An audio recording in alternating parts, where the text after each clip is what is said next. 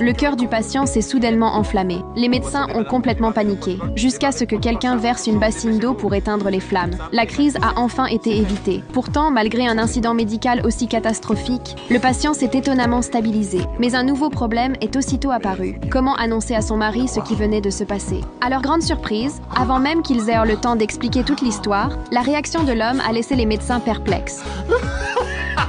Son cœur a pris feu?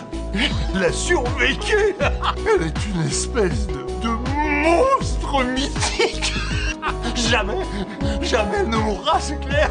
Son comportement était vraiment étrange. En fait, il vivait depuis longtemps sous les plaintes incessantes de sa femme. Peu importe les efforts qu'il faisait, elle n'était jamais satisfaite et ne l'avait jamais remercié une seule fois. Quand sa femme a fait une crise cardiaque, il a cru qu'il aurait enfin un peu de répit. Mais elle a survécu à l'opération et loin de s'adoucir, elle est devenue encore plus dure et exigeante envers lui. Même après tout ce qu'il avait supporté et tout ce qu'il avait fait pour elle. Que faites-vous? Vous essayez de bloquer ma circulation?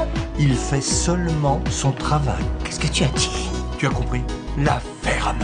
Monsieur... Tu passes ton temps à te plaindre, à moi, de moi, à côté de moi, toute la journée et tous les jours. Un peu de silence serait bienvenu.